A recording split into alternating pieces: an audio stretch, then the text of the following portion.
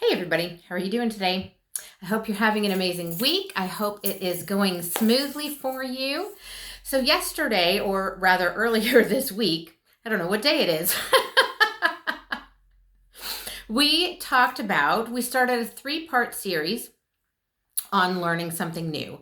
And we talked about why would you learn something new? How do you decide what to learn? And why would you pick that particular thing?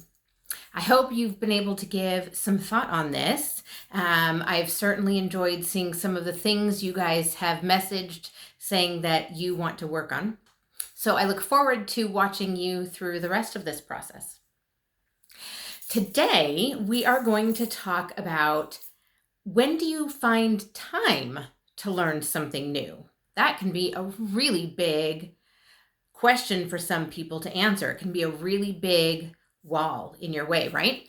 Also, we're going to talk about how do you approach it and how do you get started, right? What's your process? So I want you, as you're listening and processing, I want you to post below. Let's see. I want you to post when you're going to do it. When a timeline for yourself, or at least some thoughts on a timeline of when you can do it. I want you to start working that kink out and mentioning some thoughts on that. And then also some ideas of how you will approach it or where you will get started. Okay, so I'm going to go back to my example of needing to learn how to do makeup and wear, decent outfits. I may not be the most fashionable, but, not sweats and a sweatshirt. Ironically, today, not your hair up in a ponytail, right? So there we are. I'm going to use that example today. Okay, so when do you find time for that?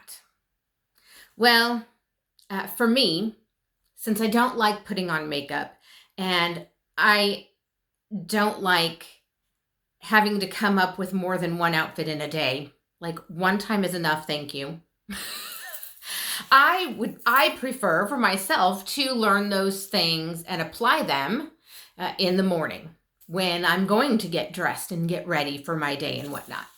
So I may have to, mornings would be the beginning of my thought process. Okay, let's aim for doing stuff in the morning for my class. Now I work from home, so my schedule is flexible like that, right? I know not everybody does, so you have to kind of think for yourself what is, viable.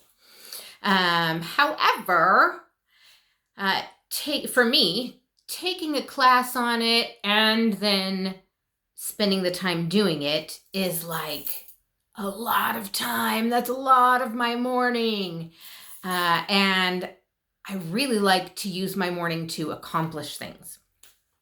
So here's a key thing. I had to tweak my mindset. Okay?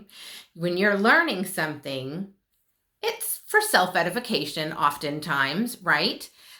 But it can also be for other things. And in this instance, it was to help my business grow, which supports my family. So this really needed to be considered part of my work.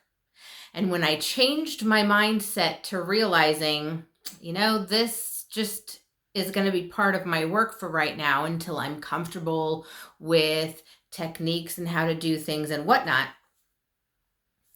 So, okay, it became a part of my morning. I would watch a tutorial. Our company did tons of them. Our uplines and directors and whatnot did all kinds of trainings. I could pick whatever I wanted, whenever I wanted. And now that we're really on the virtual world, it's even easier, right?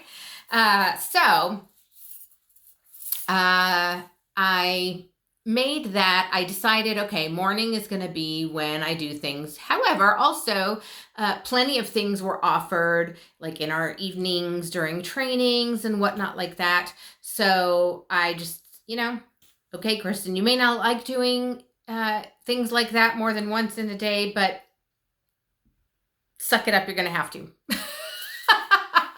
All right. Okay. So those kinds of conversations are going to go on as you're trying to figure out when you can add this education into your life, right? But how do you approach it? How do you get started? Well, as I was mentioning, a lot of it depends on where those opportunities of education are offered and when. Because I was able to find some stuff online, I was able to do it on my time, but then there was also the things that were offered during our evening trainings and sometimes weekend trainings and things like that.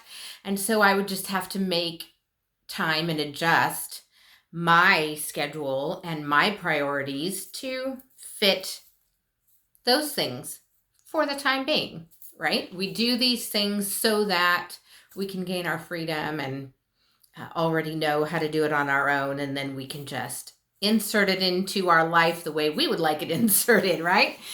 How do you approach these things? How do you get started in something new? Well, you listen to the experts. What do they say you need to know? You don't know how to find an expert. You should be able to ask around, Google something. You could certainly look at a community college that's in your town or nearby, and they may have classes on such a thing. And so you would start at the beginning. As I did, there might be things offered online. And if you just pick one and start learning, you might realize, oh, I kind of need to go back and learn this thing first.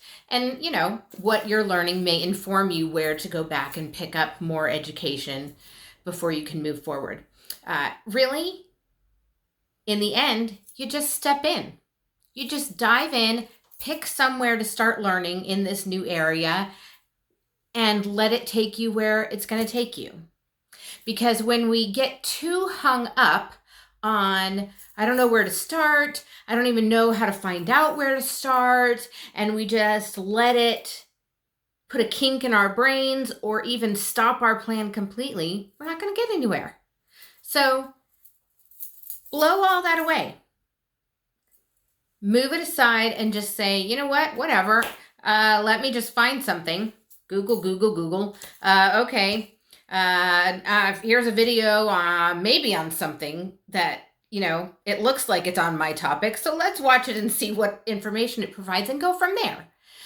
The point is, if you just find something to get started on in the area that you want to learn, it's going to start you faster and get you moving forward sooner than if you stop and freeze and freak out and, oh my gosh, I used to write whenever I had research papers in college, grad school, whatever.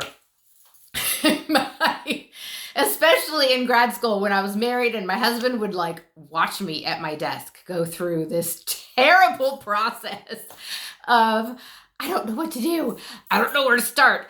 I can't even write a first sentence, let alone figure out a structure for this thing. Oh my gosh. And I would just sit there and go like this and for weeks until it was the week it was due. And then I'd be panicking and freaking out and screaming and yelling and crying. And oh my goodness. And I hate writing papers if you haven't picked that up yet.